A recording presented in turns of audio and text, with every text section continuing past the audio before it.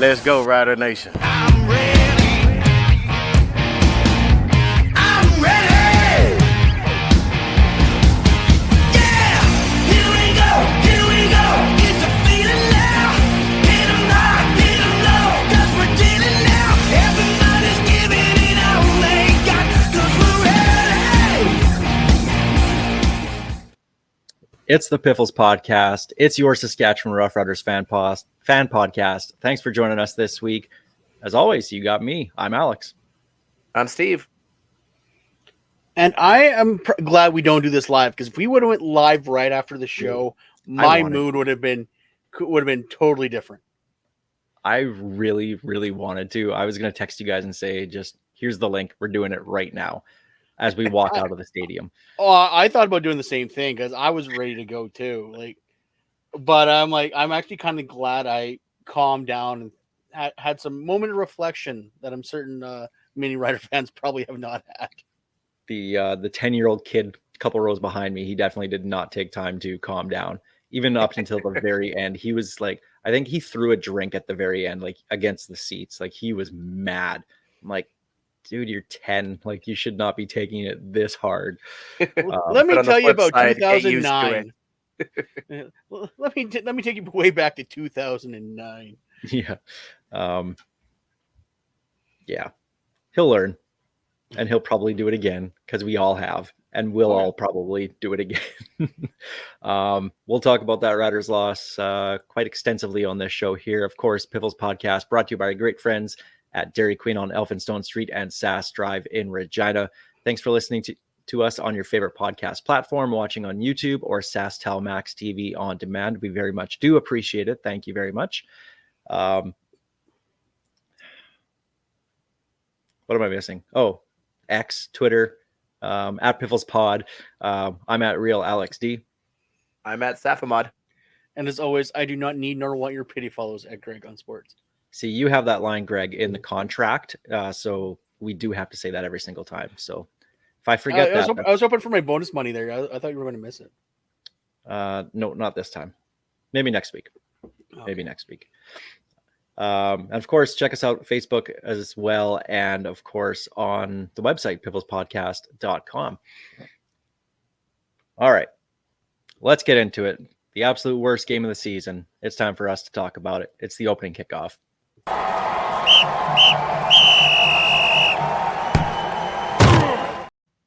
So the Riders losing to the, one win now, Edmonton Elks, 42-31, dropping the record to 5-3, which is still tied for first place. So there's the silver lining, is that BC lost, though Calgary is only one game back now at 4-4, which shows how ridiculous the West is this year. Like I was telling you guys earlier today, there's a legit shot by the end of the week. There could be a 3-way tie for first in the West. It could happen. Boggling. Could happen. What's amazing to me is we're first place in the West with point differential of plus 14. That is the best in the West Division right now. Plus 14. Well, let's start with the good of the game, and that was about 14 seconds. The opening play of the game, Mario Alford returning the kick for a touchdown. I was a little bit nervous going into that game, to be honest. Just I didn't know what to expect, how the team was going to come out, especially after that game in Montreal where they were flat. And okay, Alford returns it, even though he bobbled it off the bat. Sometimes those are the best ones where it forces him to make a move right away, and that's what he did. He just went straight up the field and housed it. So I was feeling pretty good after that opening kickoff. And then after that, it just all went downhill from there. Well, I wouldn't say all downhill. There was that they almost had that punt, Edmonton muff punt. I'm like, okay, we're feeling it. We're good. And then if they recover that, it's a totally different game. 100%. It's crazy to me that we are talking about a 42-31 loss that on one flip could have just as easily been a dominating win. Because you're right, we recover that fumble, and I think the momentum never gets in Edmonton's favor because was that right before they threw the long bomb touchdown pass right? And you just felt the entire stadium deflate. Like there was 28,000 people that were 100% positive after that opening kickoff that we were going to win that football game. There was maybe 6 of them left at halftime. Well, and we saw after that kickoff, well, for one, Edmonton stopped kicking to Mario Alford the rest of the game on kickoffs. So they smartened up real fast on that, and they had a lot of kickoffs that game. So smart by Edmonton. That's just a good coaching by Jarius Jackson. But right off the bat, the defense just never, ever got themselves set. Giving up the first 3 drives, Edmonton scored 2 field goals, and of course that big long touchdown to Tevin Jones. And it was the bend but don't break defense, and it just absolutely broke. The best run defense in the league got absolutely run over. And Steve and I were talking about this before we started the show here. It just looked like the Riders focused so much on not letting Trey Ford run around that they forgot that there was 11 other guys on the field. And those 11 guys just absolutely kicked the crap out of the Riders. And that's exactly what happened. It was such a bad effort game from that defense. It reminded me so much of Junior Murtile in 2015. On like a grander scale. It was on a grander scale. One-on-one, the guys couldn't tackle. We were talking earlier this year about how they were making tackles, how they were, getting to the ball. Even one-on-one, they were making those tackles. Guys weren't getting past them. One-on-one, it was an easy fake out and 5-6 extra yards for Edmonton every single time. They couldn't tackle. They couldn't cover. They refused to even bother looking at the running backs, and that's what did them in. It was such a shift considering like they were barely they weren't even giving up 100-yard games to all of a sudden get like 250 plus put up on them in one game. 276. It was 276. I thought it was 260 something, but like just absolutely mind-boggling. But then again, we understand who Javon Leake is. Like he is a very good weapon that thankfully Chris Jones couldn't figure out early in the season, couldn't figure out how to use properly. Same thing with Trey Ford. Like, don't tell me that Edmonton hasn't had the talent. They obviously did. The guys just weren't being used properly. In fairness, Toronto never used Javon Leake in that fashion either. He has strictly been a returner until this last game due to injury. When you're giving up more than 14 yards a carry to a guy, you're going to win 0 football games that way. Like that's just impossible to defend as a show here. There's no way to look at that and try and paint it, put lipstick on that pig. It was just a terrible performance, start to finish. And it came down to how they prepared, what they thought, and even trying to protect against Trey Ford's running. They still gave up 5 for 46 to him. So even then, they weren't doing that, let alone the rest of it. It was just horrendous. Doesn't even begin to describe that run defense. There was some more good, in my opinion, about this game, and that was the third quarter itself. I thought they came out with good adjustments on both offense and defense. The defense, they didn't give up a point in the third quarter, and the offense started moving the ball. There was those deep passes to Bain, the one that he actually caught, not the one that went right off his hands, which, again, changed a good portion of the game. And then, of course, Joe making that great catch for a touchdown. So to me, the offense wasn't the problem. Anytime you score 31 points in the CFL, your offense isn't the issue. And Shea Patterson looked okay again. Top-rated quarterback this week. He was. I don't think he was the top-rated quarterback in that game, let alone across the league this week. But I guess that's what Pro Football Focus is all about. So their metrics, however that work. But Patterson was good. His receivers gave him no help whatsoever, though. There was 4, 5, 6 drop passes. Well, I texted you guys during the game. Emlis was fighting it all game. I have no idea when he turned into Kenny Shaw. Like it was just like bouncing off his hands. But it wasn't ridiculous. it wasn't even just him. There was him. Joe dropped, I think, one or two. I mean, he made up for it with his catch and that second catch. Looking back on that replay, I think That was they a got that touchdown. call wrong.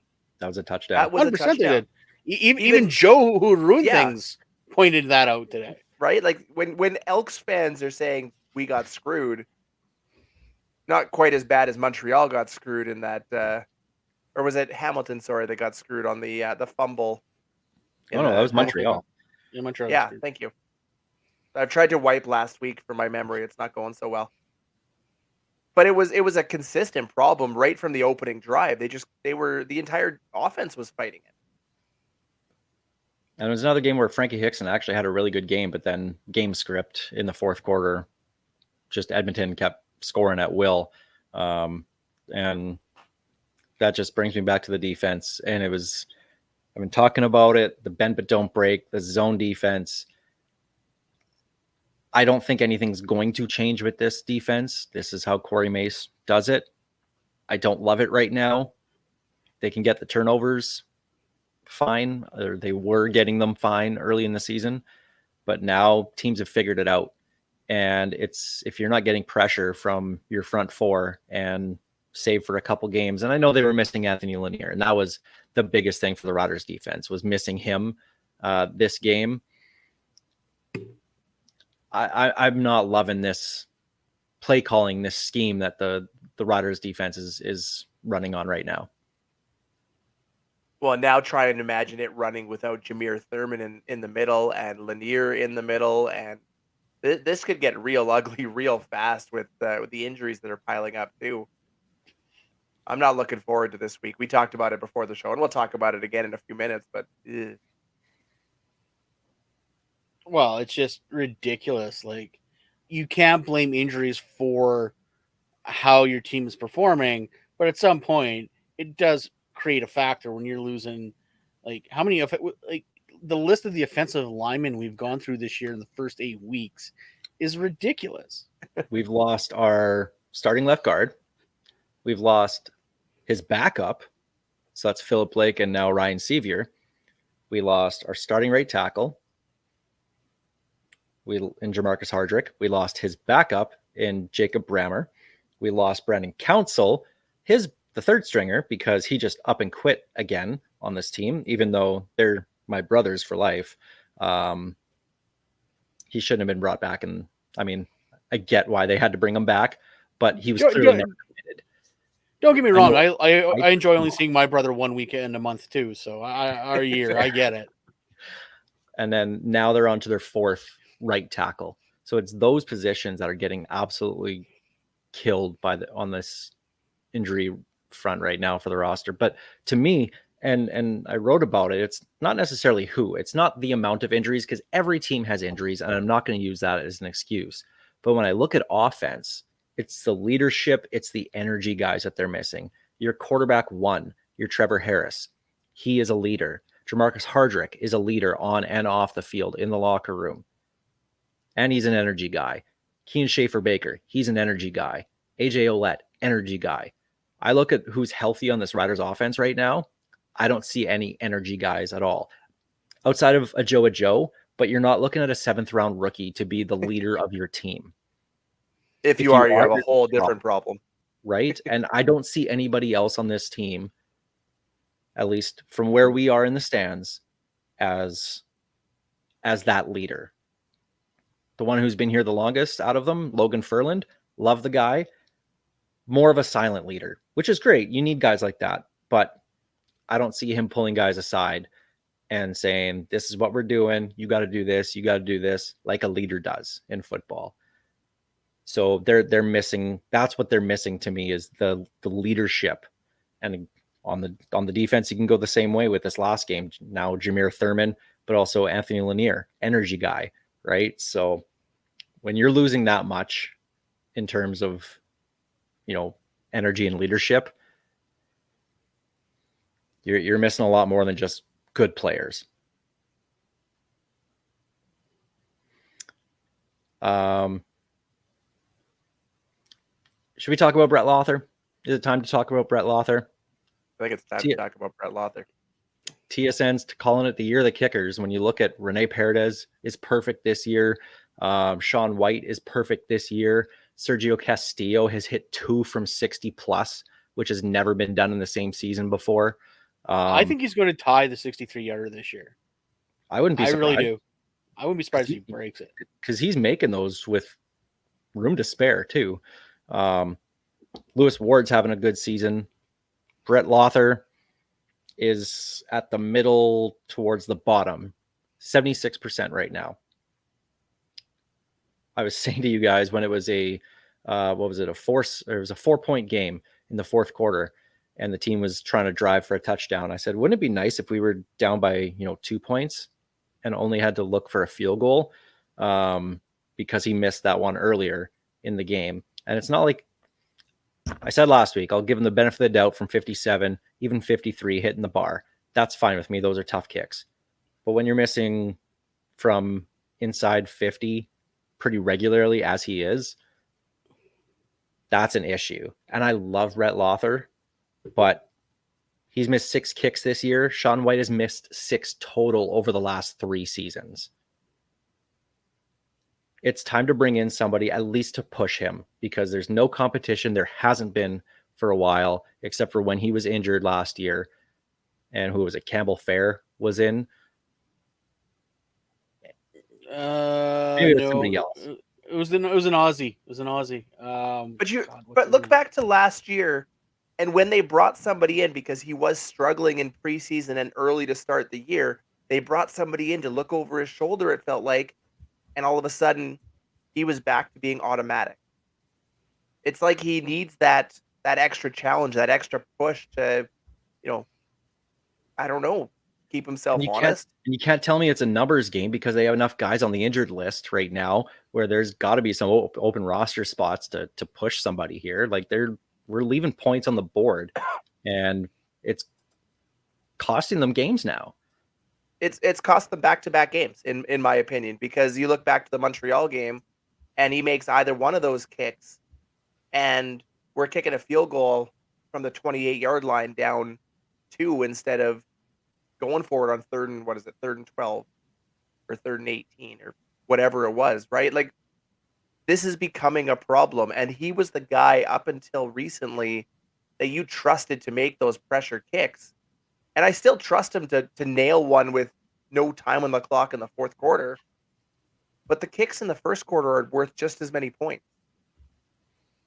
He's gotta start making them, or they have to bring somebody in. And at this point, they have to bring somebody in. It was Ryan Mescal, by the way, the great Aussie kicker from the University of Hawaii. Where Timmy Chang coaches. Fantastic head coach there. Yes. Alumnus of distinction, some would say. CFL legend, Timmy Chang. It's bring in somebody, even for a couple weeks, just to get it in his mind again that he's replaceable and let him sort it out. But when everybody else is making kicks and you're missing them, you got to talk about it. Injuries, we mentioned Ryan Sevier. Trevor Reed got hurt on that last drive, which allowed Micah Johnson to go into right guard, actually. Held his own pretty well. Who's going to move Micah Johnson? Right? And he's normally going up against 2 offensive linemen every single play. For him to only have to block 1 D lineman, that might actually be an easier job for him. I wouldn't mind seeing that on a more regular basis. To Micah Johnson, that's retirement. I got one guy? This is easy. That could be a CFL guard. That's no problem. Of course, the offensive line taking a beating there. Jacob Brammer got hurt in practice last week with a hamstring injury, missed this game. Will miss this next upcoming game against Montreal. And as I mentioned, Anthony Lanier in this one. He's on the 6th game as well. So I don't know. It's just these injuries are starting to pile up, and it's key guys. And again, no excuses because every team has injuries, but it's starting to catch up. Well, the good news is though, if you look at like I said, we're tied already for first with BC. VA is down for. They say it's week to week, but technically speaking, any injury in the CFL is week to week anyway.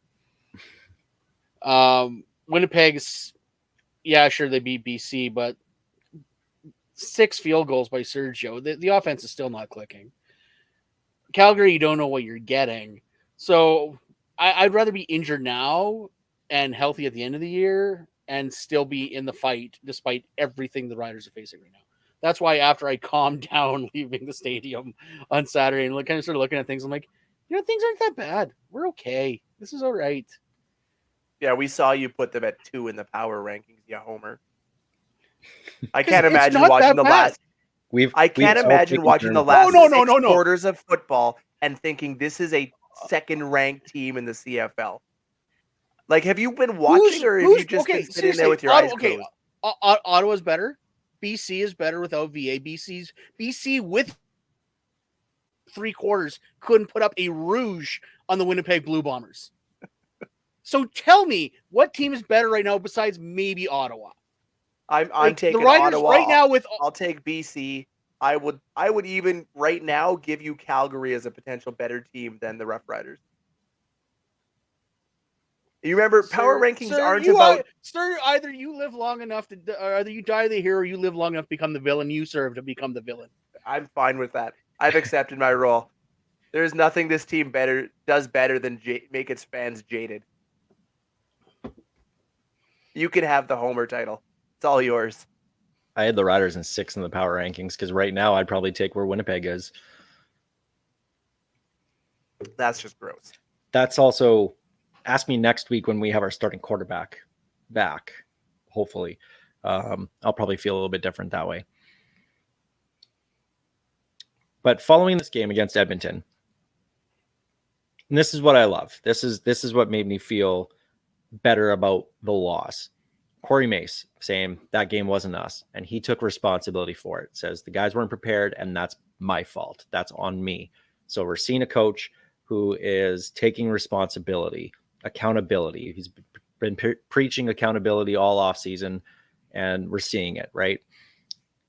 What I also love, though, is CJ Revis quote tweeted that post and said, "No, coach, you guys came up with a great game plan. We didn't execute." So they're taking accountability. The players are taking accountability. Everybody's taking accountability, which is what you want. There's no blame being placed anywhere.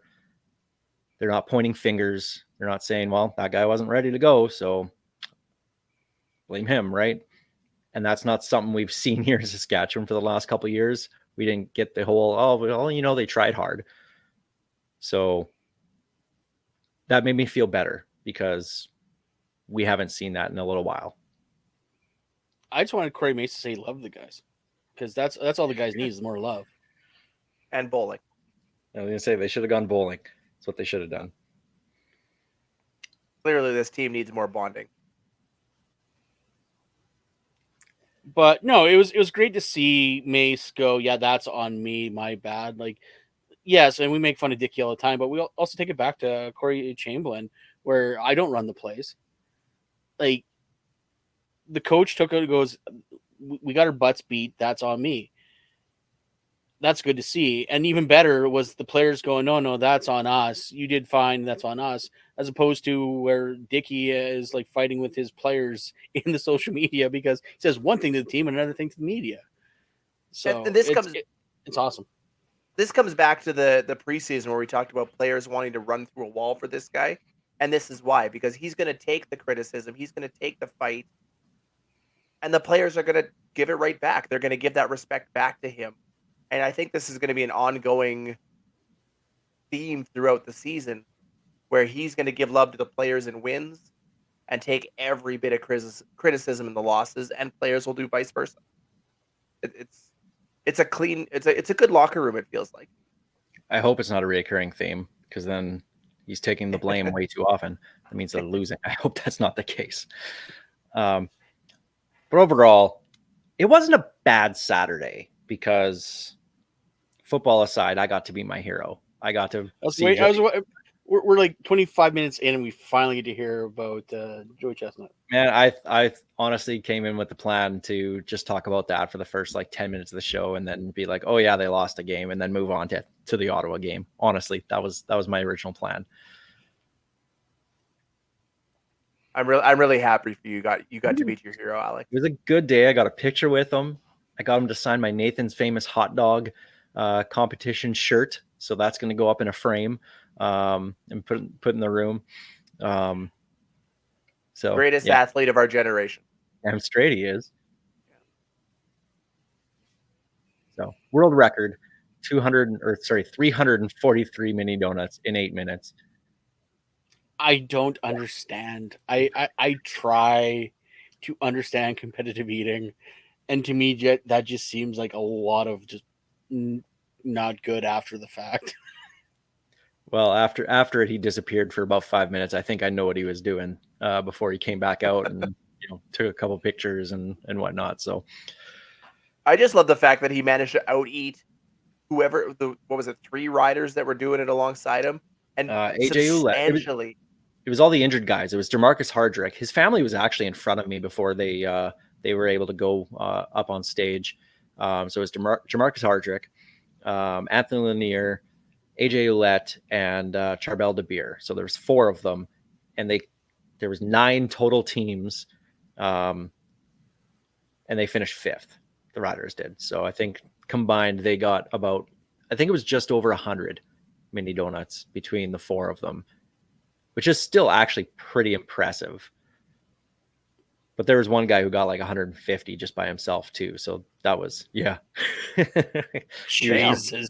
Yeah, that was impressive. Guys, I got diabetes just thinking about that. There was no sugar on them. It was fine. That's even worse then. Then they just don't taste good. Anyway, that was my Saturday. That was a good time. Couple more rider notes here before we move on. There was a couple signings this week. Defensive lineman Eric Black coming up, and obviously they need help at D-line right now. Looks like more like a defensive end where he's 6'4". I think he's 247, so he looks more like a edge rusher. And a Canadian offensive lineman, Braden Knoll, brought in. He was with the Argos in 2022, so Corey Mace does have familiarity with him. And if you can have a Canadian O-lineman around, that's never a bad thing. And with what they have right now, it's not a bad signing. But there was, obviously, we talked about the Brandon Council retirement going back to Auburn. He's an NIL recruiter. Said in his post on Facebook on a fan page saying, hopefully I'll see you again next year and be better for you. I hope he's not back, honestly, because you can't trust him at this point. That's twice that he's just pieced out. So now, if this was intentional, if the team knew he was coming back as an emergency for a week or two, which maybe that is the case, I could maybe consider bringing him back. If they said, "Hey, we need you till we can get somebody in," maybe. I'd honestly rather just play a rookie. I'd rather bring in Daniel Johnson, our 5th round pick or whatever he was. I'd rather just play him at that point. What the hell? Why not? Well, at the same time, like Zach Fry in emergency situation the other day looked not bad. Like, so yeah, like you could put in your Zur, your Daniel Johnson. Like, why waste money on the plane ticket?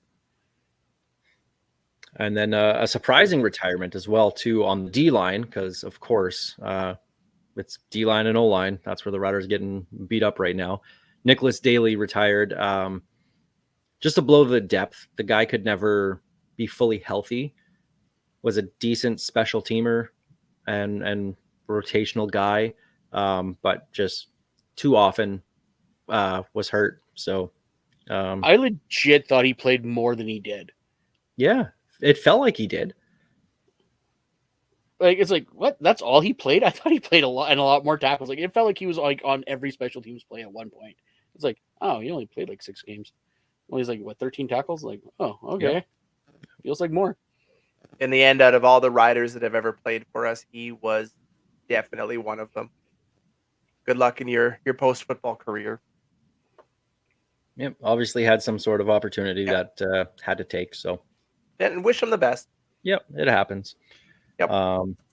So we'll see. They got some extra room on the roster right now. We'll see what happens with next week with injuries and who comes back. And I don't know. It should be interesting next week after the 6-game injured list and whatnot. So, but that's the opening kickoff presented by Kathy. Oh, sorry. Go ahead.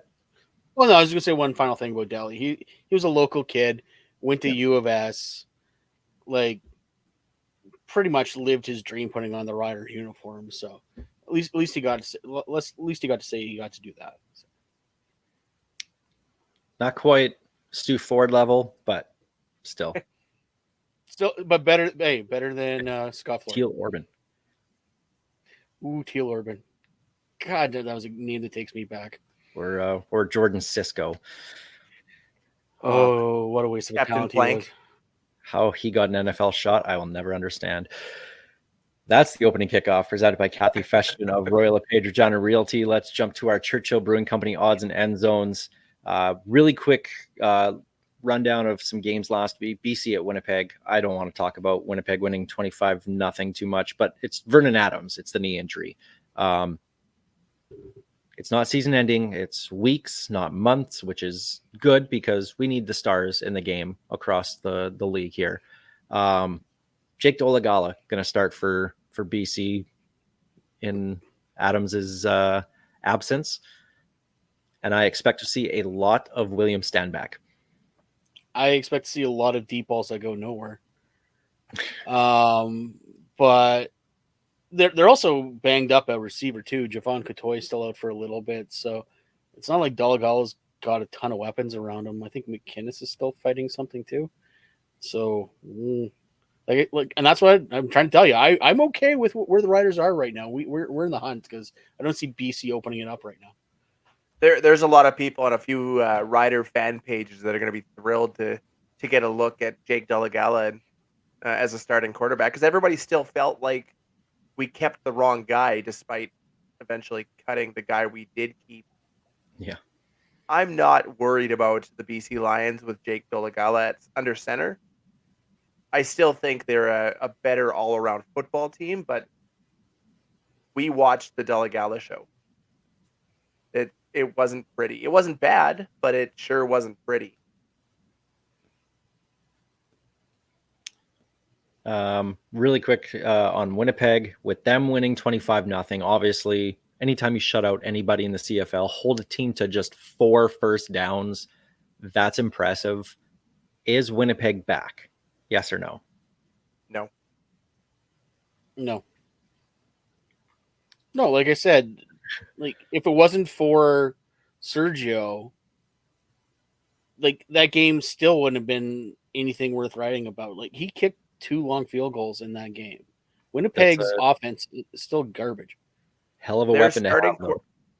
Their starting quarterback has 4 passing touchdowns in 8 games as the number 1 player in the CFL. Castillo kicked more field goals that game than Caleros has thrown touchdowns. Until they start converting those, they shouldn't scare anybody. And Trey Ford has more than 4 touchdown passes. He has 5. So I don't think Winnipeg's back, but I think they're close. Montreal at Hamilton. Montreal's defense, unreal. Doesn't matter who their quarterback is, though. They just keep rolling. What Coach Moss has going on right now is just incredible what they're doing. But the one thing I want to talk about was command center and their lack of doing anything. It's so inconsistent and so clear fumble by Hamilton.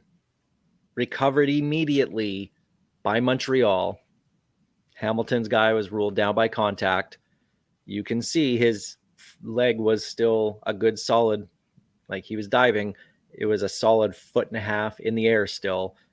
A full second or 2 before he even hit down, the ball was out. I can see in real time the refs missing it. They shouldn't have, by any means. They shouldn't have missed that, especially with the one on the sideline looking right at it. But I can see in real time how they could. That is why we have command center. And for them to not interject, and you only have X amount of time as the head coach to actually challenge a play. So it wasn't done because it should have been, as a potential turnover, should have been automatically reviewed. And it wasn't. And command center didn't interject. Like, it was just a mess. And this has to stop from the CFL. Whatever they're doing here with their command center, I'd rather have none whatsoever. Because it's just it's making it look, and I hate the term Bush League and saying our game is that, but this part of the game absolutely is. They need to be more clear and concise on what they're doing. I think they need to get rid of the potential one. Any turnover, yeah, you review, obviously, but this potential one, like, look at that play call a few weeks ago against the Riders. They stopped the play and we waited for them to realize that he fumbled the ball and it actually helped them out. Like, and we sat and we waited and watched, and yet in the same game, they didn't even look at the Alfred fumble. If they were more consistent, it'd be better. But the fact that they can't decide whether or not they should intervene or not intervene, it's starting to really tick off the fans because no one can make heads nor tails of it. Well, and it's not just turnovers that they're deciding when they do or do not intervene. We saw it in the Rider game this past week, the tap to Patterson's head that was reviewed, which was the right call. I hate that it's a penalty, but by rule, it is the correct call. But those aren't the type of things that they're looking for the automatic review type situation. Like, that should be something, if you want to challenge it, should be challenged from the sideline. The only thing that they should be able to intervene on, in my opinion, are clear turnovers and rough play type situations. Leave the rest of the game alone unless you're going to call every penalty from the booth. Because it's the fact that they keep bouncing back and forth on what they will and will not step in on, and when they will and won't call down to the refs. They're consistently inconsistent, and it's a bad look. We're going to ask about that when we go to Toronto, Steve. I want you in Randy Ambrosie's face, and I want Steve to film it. I will ask him. Absolutely. If he's there, I'm bringing it up. I don't care who's there. Maybe it's Andy Fantuz could be there for the day. We're bringing it up. Yeah. Maybe Al Bradbury will be in the building when I get there. Okay, never mind. I want Steve in Al Bradbury's face, and I want Alex. The other game last week, Toronto Calgary, I don't want to talk about it because Calgary won, and that made me mad, especially with how they did. I want to say one thing. It's good to see at least one Dickinson can inspire his team in the second half. Because Dave in that halftime interview is like, we'll see who wants to be here and who doesn't. And obviously they wanted to be there because that was wild, the way that switch got flipped. Well, it was the fourth quarter. They did nothing. They only had 6 points, and then they outscored them. What was it, 18-0 in the fourth? So, but Calgary's a totally different team at home than they are on the road. So anytime they play on the road, I'm expecting them to lose. So, I want to talk about the CFL and TSN panel because I thought about this last week, but like last show. But then Thursday's game last week, it had Laura Daikun hosting with Henoch Muamba, Matt Dunnigan, and Milt Stiegel as the panel. And I thought they were excellent. That was the best product TSN has put out. Because I think, and as much as I do like Kate Burness, that panel has gotten too goofy. And there's a way that you can have fun, be a little ridiculous. Everybody wants to be the NBA on TNT. Everybody wants to be Shaq, Charles, Kenny, and EJ. Everybody wants to emulate that. They're having fun. They're talking a little bit about the sport, but they're having fun. But it's just must-see television every time they're on. anytime Kate Burness and Davis Sanchez specifically are on, it's awful. I can't watch it, whether it's halftime, whether it's a pregame show. It's just bad. And don't even get me started about Jim Barker and one, the fact that he's just yelling out nonsense, and two, that they can't control his mic levels. But do you guys, am I alone here? Because I think that they're trying to force a square peg into a round hole with the personalities that they have, and they're not the goofy type. They're normal cast. They're not that. They can still have fun, but it's not working with them right now. There's no, the mesh just, to me, isn't there. To me, I think that's kind of bled into a lot of TSN properties. Look at the stuff they're doing on draft day and trade deadline day now. And don't get me wrong, I understand on trade deadline day for the NHL, it's not as busy as it used to be. So now they're just forcing, because they got to be there all day anyway. So you have to fill 8 hours of content yeah. somehow. So I kind of get that, but that's starting to permeate into the CFL panel. Like, it's kind of fun that they're doing like the one time Milt was wearing a wig for some reason, and they did like the watermelon smash, and that's fun when it makes sense. But yeah, when you're like forcing stuff in there, you're trying too hard, and when you're trying too hard, the people know it's got to be organic, and that's what makes the NBA panel on TNT so much fun. Is it's organic. It's funny, especially when Chuck and Shaq are going at it, but that's organic. Like, they're not forcing it. But yeah, you got to find that happy medium, and they're cycling through hosts, and they just haven't found that right mix like they used to have. You're not alone in that thought. I've seen plenty of posts again on some of these Facebook groups that are talking about the panel, and it doesn't come across as fun like it does for the NBA. It comes across as unprofessional to me, and it just doesn't mesh with what we've come to expect from that group or from whomever they line up. I'm of the opinion they need to go back to how they were 4 or 5 years ago. They can throw in the occasional fun, situation like the watermelon smash or whatever you want, but they try to do it constantly throughout the game, and it just, like you said, it feels forced and almost uncomfortable to watch. Okay, I feel better knowing that it's not just me. Can I say one thing though? Oh, sorry, go ahead. Finish your point. I was just gonna say I like that they're having fun. I like that it's not super serious, because it's a game. It should be fun. We're seeing that with every other network in every other sport. But it Greg, to your point, it just needs to be organic. If there's a chance there to really have, Milt and Davis Sanchez go at each other for, different points, let it happen. But I think with a lot of the other sports is they have longer pregame shows, they have longer half times, intermissions, whatever, where they have time to be able to do that. Whereas TSN pregame, if you don't have an actual pregame show, you have 8 minutes before kickoff, but only 3 of those minutes are spent non-commercials, right? Like you have 4 people, which is probably too many on the panel to begin with, but you only get 45 seconds to say your piece about this game.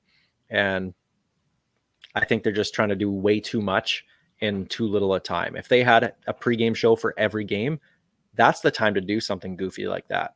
Maybe do a little bit at halftime, but it's just not working for me.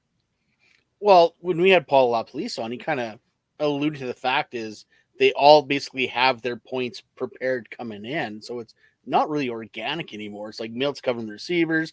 I got this. Davis has got this. Kate's going to be the...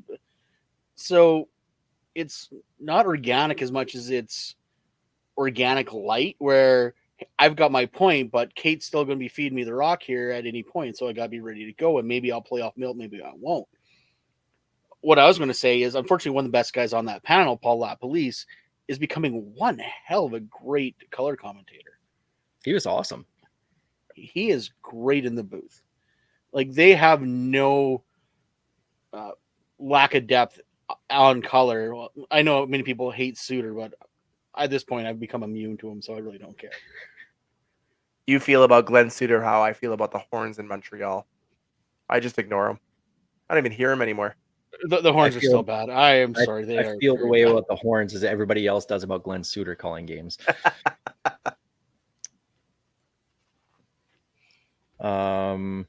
Yeah. Oh, we want to bring up the Banjo Bowl bus. Steve, I know you wanted to make a point bringing this up here.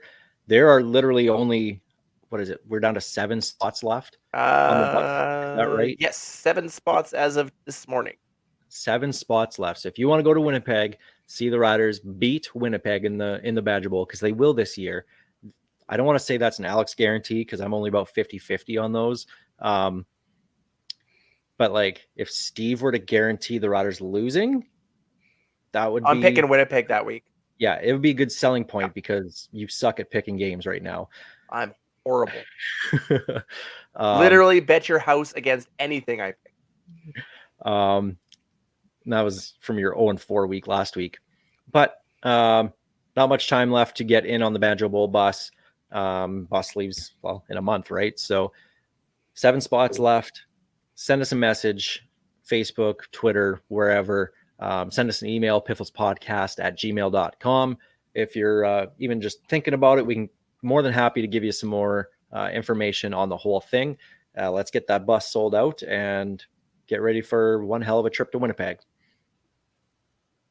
The only time anyone wants to go to Winnipeg. Got to get And me you get my to go to Red Barn.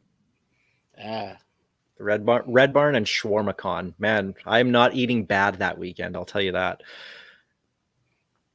One other thing that we wanted to bring up here before we start looking at the Riders Red Blacks game. Nathan Rourke signed. We talked about him last week. That was right before he signed in Atlanta.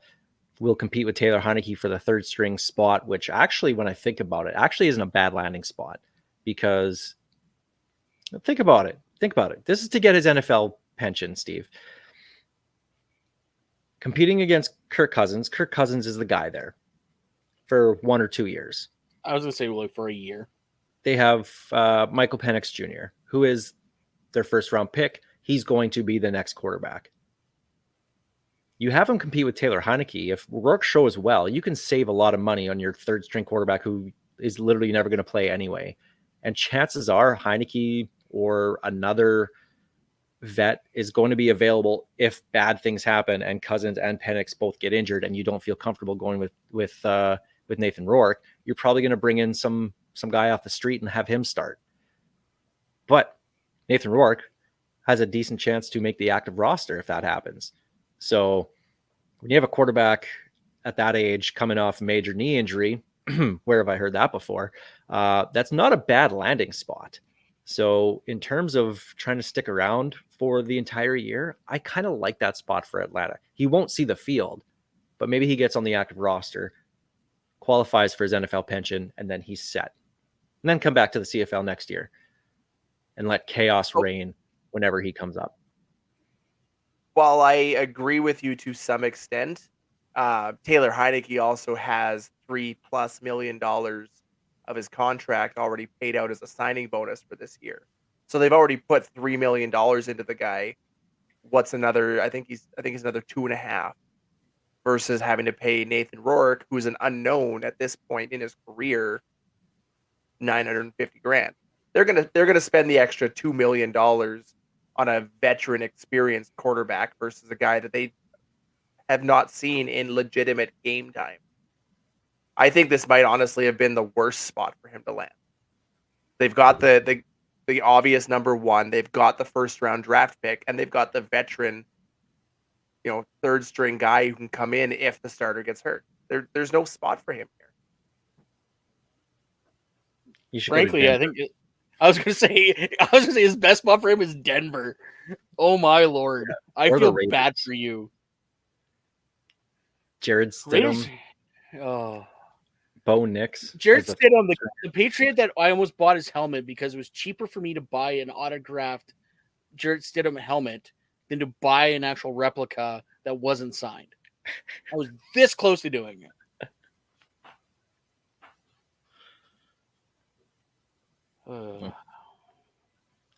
Anyway, whatever. Get a couple games in this year on the active roster, hopefully, then come back to the CFL. Get your pension, come back up.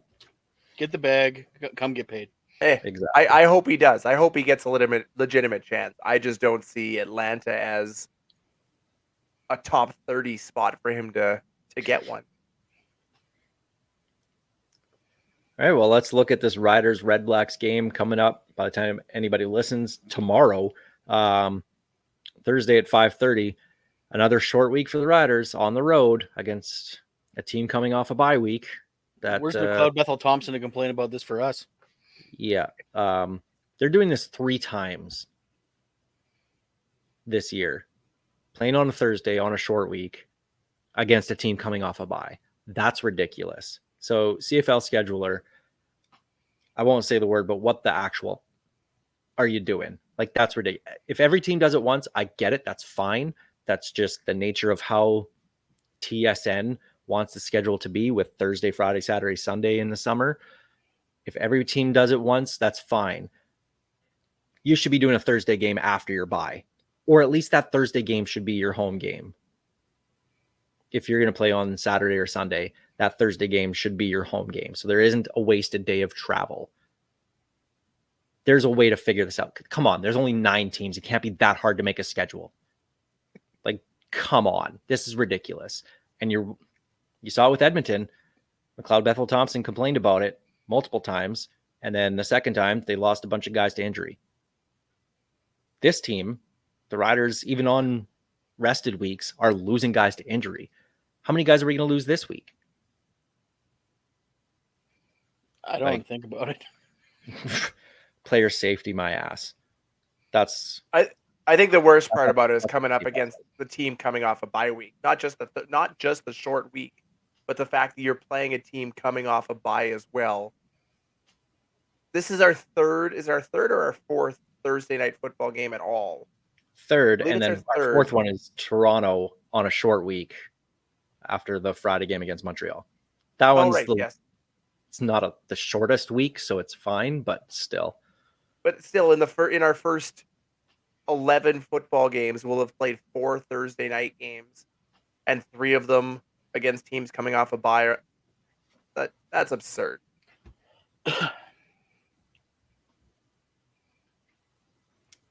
Anyway, the game itself, that's my little rant for tonight. Trevor Harris was cleared to practice, did practice this week, but has been ruled out. He will not play. Shea Patterson gets one more game, and this will save, what does it figure, $76,000 against the cap, minus whatever Eric Barrier made. So really, what, 50 grand is the savings by keeping him on the 6 game one more time. Hey, that's a nice little signing bonus for a player in the offseason, I guess. But anyway, Patterson's going to get one more start, which I'm not upset about because, like I said, he hasn't been the issue that this team has had. The offense and Patterson's been moving the ball pretty well. So if he just gets help from everybody this week, I have no concerns about the offense. I'm also not throwing QB1 in behind a very banged up offensive line after a short week. There's also that. So no Ryan Sevier, no, again, Brandon Council. So Zach Fry is the left guard. Nick Jones will be the right tackle. Sounds like Noah Zur is probably going to be the 6th O-lineman. So it's another makeshift offensive line, and we'll see what happens. I feel like they've outperformed how they probably should have this year with all the injuries. So that's a good thing. And we've wanted to see Zach Fry. I wanted to see him last year, I know, with school and all that kind of stuff anyway, spending time on the practice roster. But we got to see these young guys at some point. And I guess this is our chance. So I don't know, though. It's just they're so banged up. So maybe it's not a bad thing that Trevor Harris is sitting this one out. And honestly, if you look at the past 6 weeks and more realistically, the past 2 to 3, Shea Patterson has not been the problem by any stretch. He has performed well enough to continue to start in Harris's absence. And if you can give Harris that one more week so he's not playing on a short week, You do that 100% of the time. There was no reason to bring him back with one legitimate practice this week and just throw him back to the Wolves after a season-ending injury last year and another one to start this year. Or not a season-ending, but a long-term injury this year. You rest him as much as you can. Get him back for the second half of the season where we're going to need him down the stretch. Patterson has played fine these last 6 games. My only worry about him is he's obviously watching Cody Pajaro tapes, and not 2019, but 2022. Those need to stop. Turning left blindly. That blind left turn. It's like, what are you like? Just throw the ball away. Why are you doing that?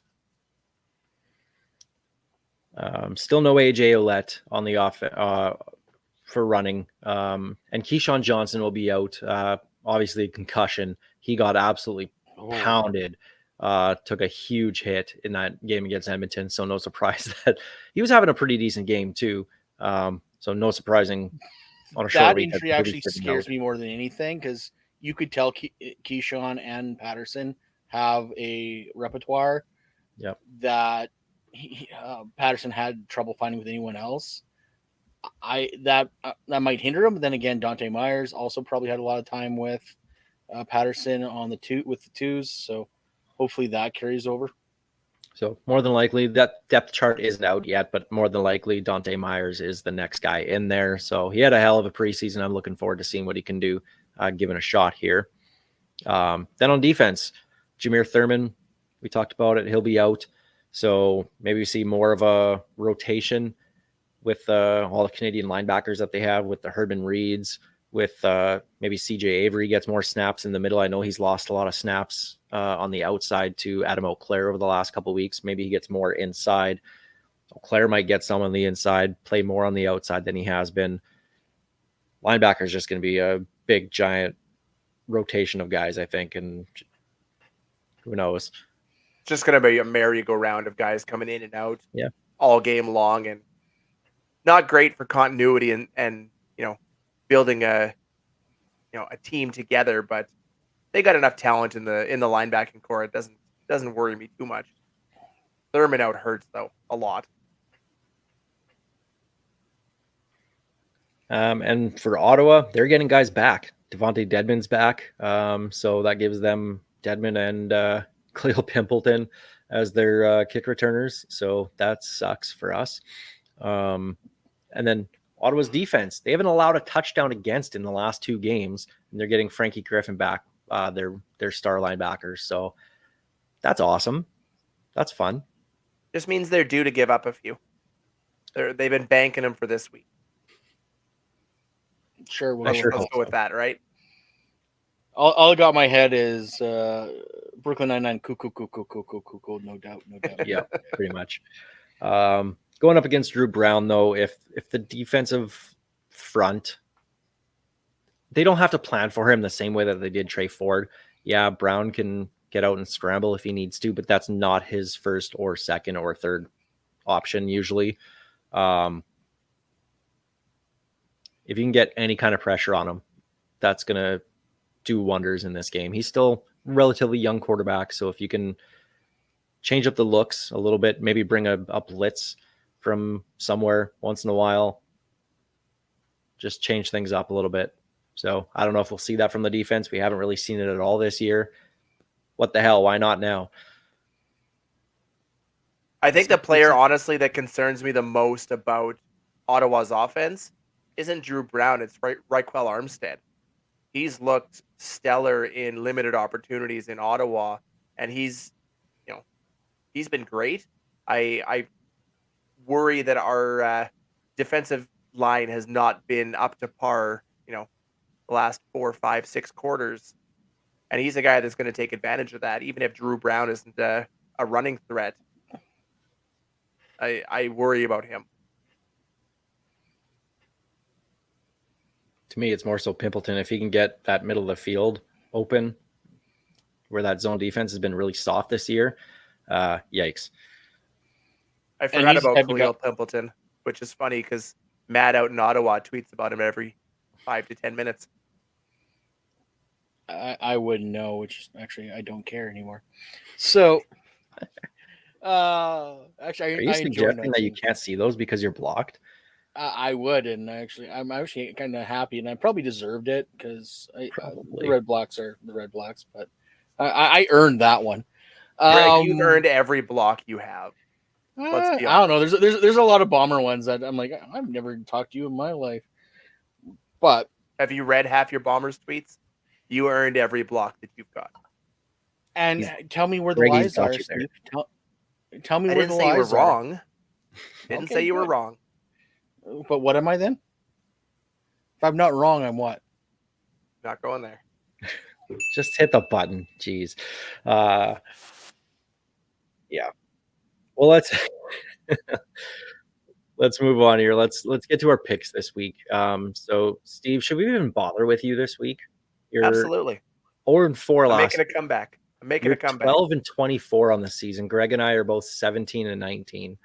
I'm only 5 games back. But I'm like the Edmonton Elks of pick'em spreads, but without okay. the success of Trey Ford. So you'll get one right sometime, Hey, that'd be an improvement. a couple months Got to from start now. with one. Okay, well, we'll start with the Thursday night game, Calgary at Toronto, rematch of last week. I'll guess because it's in Toronto that it's Toronto by 1.5. I'm going to go Calgary by 1.5. It is 1, just a flat 1 For for Toronto. because Calgary's on the road, I have to go with Toronto. At this point, it's a pick 'em. I'm going Toronto as well. It's I know how I pick, so I'm going to pick with my heart and what I hope happens, and I'm going to pick Calgary. You want Calgary to win? Look at my record, Greg. Okay. This was like me picking Winnipeg early in the Yeah, year. but that's Alex, for the greater. No, that's for the greater good, though. That was, yeah. So is this. Okay, fine. Then I need to play this. The greater good. Friday night, Hamilton at Montreal. It's Davis Alexander again for Montreal, I believe. I haven't seen anything about Cody coming back, so You're fair, saying the night's wrong. Friday was Stamps and Argos, and Saturday's Tigers and Alouettes. oh, I missed the Rider game. Yeah, I was going to say. I was Scroll- confused. I Where are we scrolled down going too far. here? Okay, well we'll get to the Rider game last, I guess. I assumed you were saving them for the end. Yeah, that's why. No, that's why I confused. Look at my face. I'm like, oh, we're saving for the end, but you kept on saying the days, and I'm like, something doesn't sound right here. Yeah, I scrolled down to get Steve's really bad 12-24 record, and that just covered up the Rider game. So it's just where it was. Started with Calgary and Toronto. So yeah, my bad. Stamps and Argos is Friday. Hamilton, Tigers Montreal Alouettes. on Saturday. Yeah. I'm going. Obviously, Montreal's gonna be favored. I'm gonna say it's like 8.5. I'm going to go 6.5. Right between you two, 7.5. Give me the L's. And Cody's Give me the back, Ticats. right? Cody's I don't back. know. I didn't really see anything on that, but I Well, didn't. they did take him out the 6th game, and of course they had to sign Dominic Davis. Yeah, Caleb Evans. No, this year. expect Davis Alexander to get second straight start versus Tiger Cats. Oof. Is the rumor. Oof. He's looked okay. Give me He's looked Hamilton. okay. In Montreal, I don't follow Steve because he leads into a bad place. Hamilton to cover. I think Montreal's going to win, but Hamilton to cover. Okay. Sunday's game, BC at Edmonton. With Jake Dolegala starting, BC should be favored, but I'm going to say it's Edmonton by 1.5. No, it's got to be BC by 3.5. Alex was very close. It was Edmonton -1. Steve, do you want to make the first pick? Yeah, I'm going to take. I'm going to take BC to win. Well, that settles it. I'm taking Edmonton. I was going to take Edmonton anyway. I think that -1 and the Dollagala thing, if it's a pick 'em, yeah, give me Edmonton. Okay, in the first game of the week, on Thursday, the Riders at Ottawa, which I have to assume that it's Ottawa probably favored by 2.5. I'm gonna go 4.5. Alex, you were going to say 3, weren't you? I was going to say 3. It is 3. 3 or 3.5? 3. 3. Well, I know where I'm leaning. Yeah, give me the Red Blacks. Damn it, I'm going to get that one wrong too because I'm taking the Red Blacks. Well, you guys already called me King Homer. I'm taking the Riders. I hope that's the one you take the lead on me, Greg. I really do. You're welcome, Greg. Thank you. Well, hopefully, Steve, you get one right this week. Maybe. Anyone want to guess what the highest scoring game is for over-under? BC, Edmonton. Calgary, Toronto. Ticats, Alouettes. Lions and Elks are tied for the lowest scoring game with the Riders and Redblacks. Too fixated on backup quarterbacks, I guess. Mm-hmm. All right, well, we'll see how that goes this week, I guess. On the short week with the Riders playing in Thursday, as I messed that up again, Thursday in Ottawa. I don't know what to make of this game, guys. I really don't, because I want them to win. I just think those injuries and the short week with the travel, one day of full practice, it's not enough. I don't feel good about this game. It has all the makings of an absolute blowout in Ottawa's favor, which, I mean, in our history, the Riders are really good at playing to their competition. So Ottawa's looked good. Maybe we'll look good. The only thing that has me worried is our kick coverage with Pimpleton and Dedmon back there. I'm not overly scared of Drew Brown, even with what we're missing on the defensive side. But it's going to depend if our offense can put up some points. We can't have the drops that we did this past week, because despite how bad we looked, and yes, that game felt like we lost by 1 million. It's a 9-point game.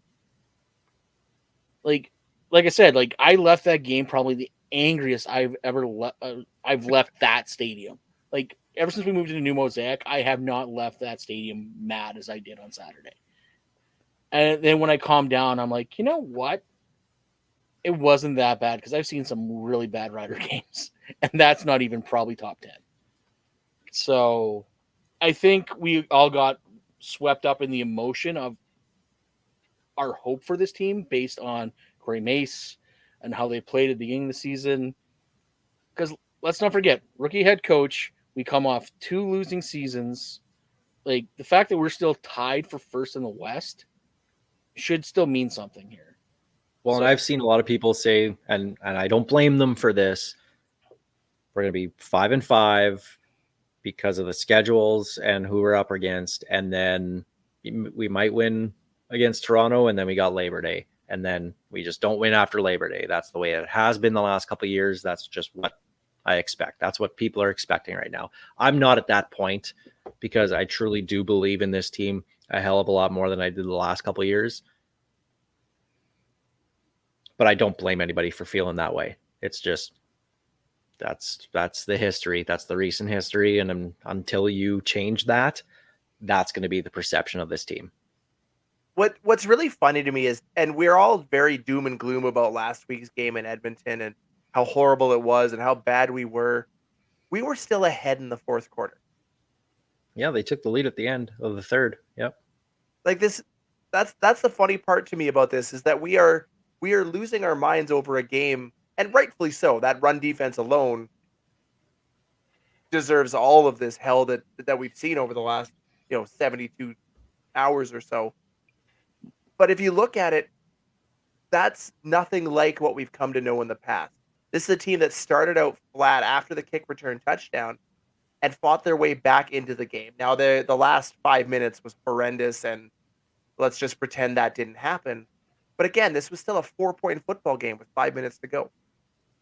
They continued to fight up until the end, and that's something we haven't seen over the last few years. There is a nonstop battle in this team, in that locker room, that every game is going to be played for 60 minutes.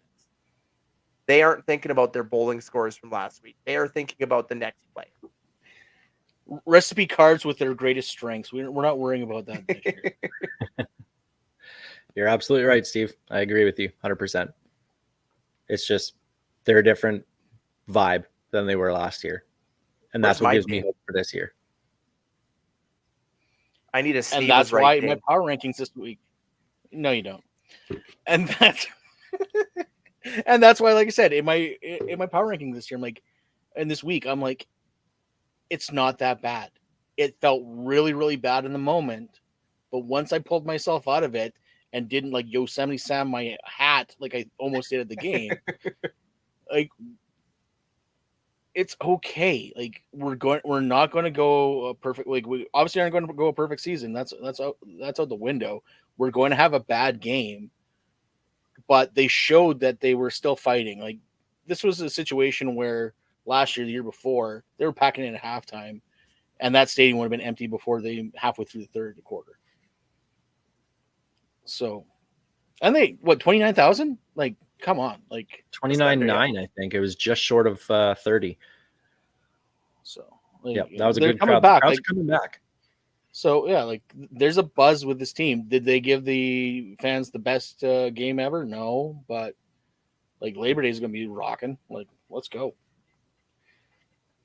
Well, we'll see what happens this week here against Ottawa in a matter of tomorrow by the time people listen to this. So, and we'll talk about that next week here on the show. That's been the Piffles Podcast, your Saskatchewan Roughriders fan podcast for the week. Of course, the show is brought to you by our great friends at Dairy Queen on Elphinstone Street and Sass Drive in Regina. Special thanks, of course, always go out to Kathy Festian of Royal LePage Regina Realty and Churchill Brewing Company for their support, making the show possible. Thanks for listening, downloading, liking, sharing, all that kind of stuff, wherever you do it, on your podcast platform, on YouTube, on SaskTel Max TV on demand. Thank you. This is Ghost Behind Your Mind by Tyler Gilbert. The ghost behind your